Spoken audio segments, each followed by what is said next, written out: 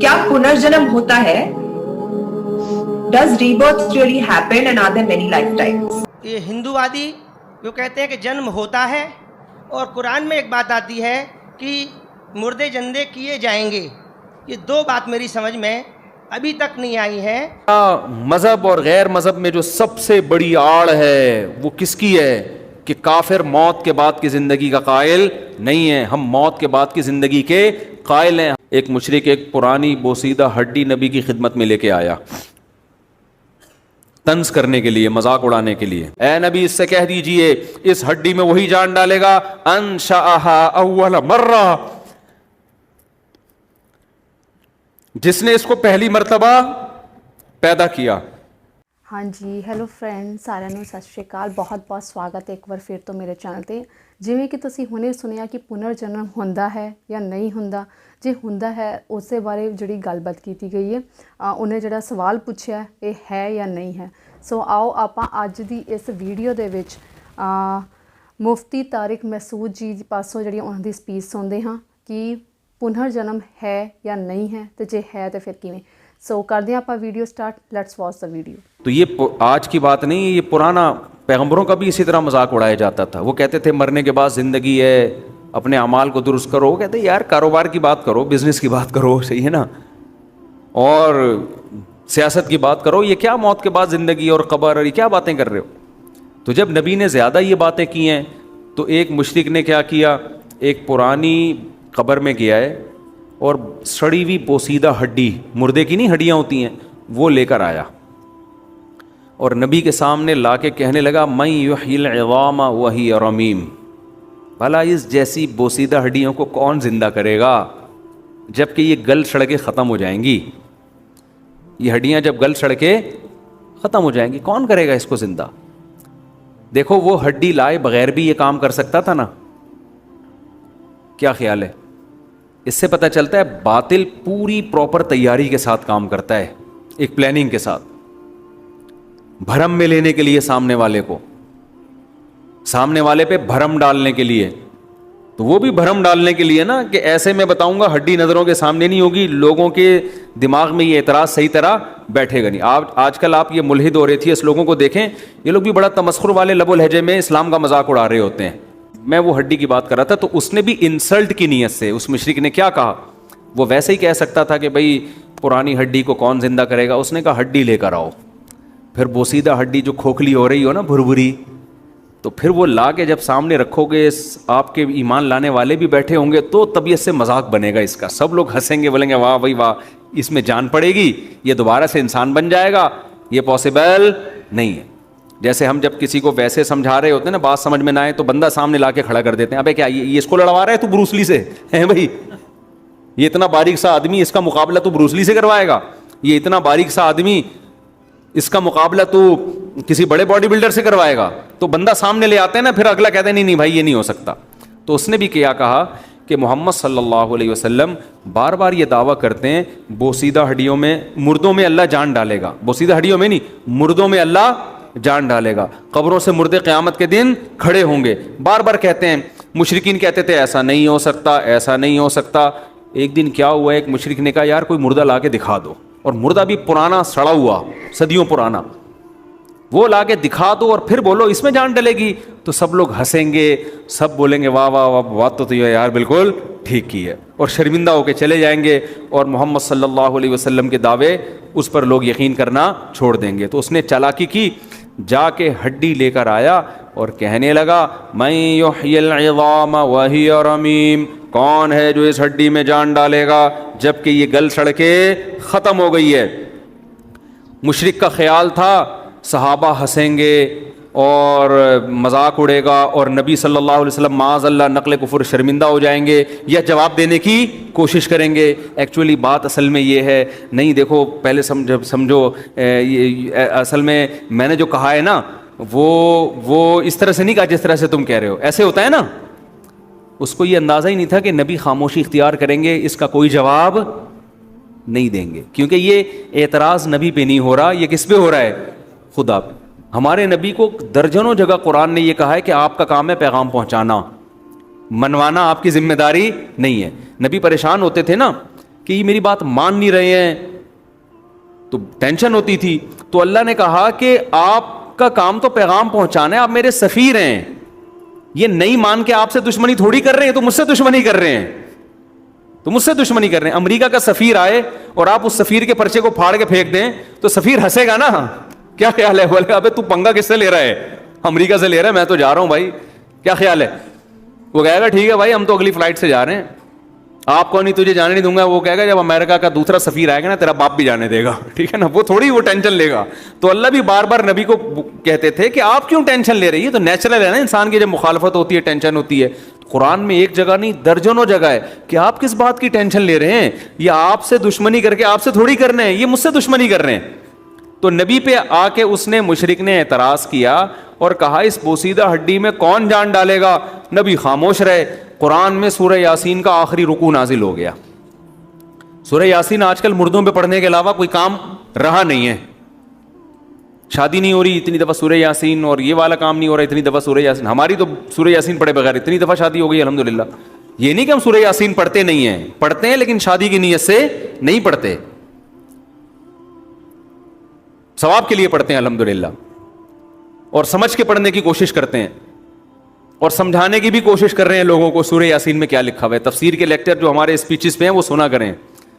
تو قرآن کا آخری رکوع نازل ہوا.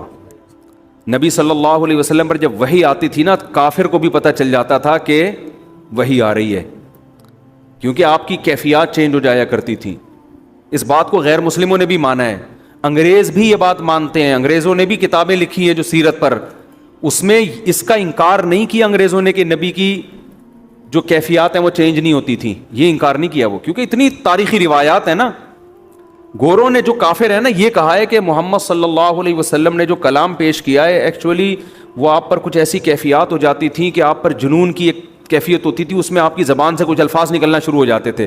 جو غیر مسلم ہے نا وہ بھی اس طرح کی ورڈنگ استعمال کرتے ہیں, حالانکہ غلط ہے. جو مجنون ہو جاتا ہے وہ ایسے خوبصورت کلام تھوڑی زبان سے نکالتا ہے, وہ تو اول فل بکرا شروع کر دیتا ہے. وہ یہ تھوڑی کہہ رہا ہوتا ہے ولا تقل لهما اف ولا تنهرهما, ماں باپ کو اف مت کرو, ان کو جھڑکو مت. وقل رب ارحمهما کما ربیانی صغیرا, ان کے لیے دعائیں مانگا کرو کہ اللہ ان پر ایسے رحم کر جیسے انہوں نے بچپن میں مجھ پہ رحم کیا. ڈاکٹر حمید اللہ صاحب ایک بہت بڑے اسکالر گزرے, خطبات بہاولپور کے نام سے ان کے خطبات ہیں. پوری دنیا میں انہوں نے اسلام کا کام کیا ہے, بہت سارے جیپنیز کو مسلمان کیا, فرانس میں بہت سے لوگوں کو, جیپنی زبان میں انہوں نے ترجمہ, حیدرآباد دکن کے تھے انڈیا کے, بڑے عالم گزرے, بڑے بزرگ گزرے, بڑا کام کیا انہوں نے, ریسرچ سینٹر کھولے. تو انہوں نے نا ایک انگریز کا یہ اعتراض نقل کر کے اس کا جواب لکھا ہے. میں نے یہ کتاب بچپن میں پڑھی تھی. گورے کا ایک ریفرنس دیا انہوں نے کہ وہ کیا کہہ رہے ہیں کہ معاذ اللہ آپ پہ مرگی کا دورہ ہوتا تھا. گورا لکھ رہا ہے کہ یہ کیفیات ہوتی تھی جس سے, کیونکہ گوروں نے بھی جب نبی کی تعلیمات دیکھی ہے نا, تو جو نبی کی تعلیمات گورا بھی پڑھتا ہے نا نیوٹرل ہو کے, وہ اگرچہ آپ کو نبی نہ مانے لیکن وہ یہ ماننے پر مجبور ہوتا ہے کہ یار یہ بہت بڑے لیڈر تھے اور انہوں نے خیر بہت زبردست پھیلائی ہے معاشرے میں, سوسائٹی میں. یعنی وہ اگرچہ اس بات کو نہیں مانے گا کہ آپ نبی تھے, لیکن وہ کہتا ہے کہ یار یہ اصل میں ان کے دل میں قوم کی اصلاح کا جذبہ تھا, معاشرے میں برائیاں تھیں, لڑکیوں کو زندہ دفن کیا جا رہا تھا, لوگوں نے پتھر کے بنائے ہوئے بت پوجنا شروع کر دیے تھے, تو ایک سسٹم دینے کے لیے ایک خدا پر لانا ضروری تھا. اچھا انسان بہرحال مانتے ہیں لیکن وہ نبی ماننے کے لیے تیار نہیں, تو پھر وہ تعویلات کرتے ہیں کہ جو وحی کے وقت آپ کی کیفیات ہوتی تھیں ایکچولی یہ اصل میں کچھ جنون سے ہوتا تھا, شدید سردی میں بھی آپ کو گرمی لگنا شروع ہوئے, کیفیات تھیں اس پہ پھر آپ کی زبان سے کچھ نکلنا شروع ہو جاتا تھا. اور ڈاکٹر حمید اللہ صاحب نے بڑی کھچائی کی ہے کہ یار یہ مرگی کے دورے میں, معاذ اللہ جنون کے دورے میں کلام کیا نکل رہا ہے. انہوں نے تو پوری ڈیٹیل بیان نہیں کی, وہ تو میں اپنی الفاظ میں بیان کر رہا ہوں. کلام کیا نکل رہا ہے, وقل رب ارحمہما کما ربیانی صغیرا, کہ ان کے سامنے اف مت کرو, ان کے لیے دعا کیا کرو اے اللہ ان پر ایسے رحم کر جیسے انہوں نے بچپن میں مجھ پہ رحم کیا. اور کیسے الفاظ ہیں, لا تخف ما لیس لک به علم ان السمع والبصر والفؤاد کل اولئک کان عنہ مسئولا, اس چیز کے پیچھے مت چلو جس کے تمہیں نالج نہیں ہے. ضعف الطالب والمطلوب, پورا الحمد سے لے کے والناس تک قرآن پڑھنا شروع کرے, کیا مزہ آتا ہے یار, ایسا پیارا کلام. قل لئن اجتمعت الانس. اچھا جب انسان قرآن پڑھتا ہے نا, قرآن کی آیتوں سے متاثر ہوتا ہے, بڑا مزہ آتا ہے. جس کو آتی ہے تفسیر اور جس کو عربی آتی ہے, بڑا مزہ آتا ہے. پھر قرآن بتاتا ہے کہ جو تمہیں اتنا مزہ آ رہا ہے نا, اس کی بھی میں ریزن بتاتا ہوں.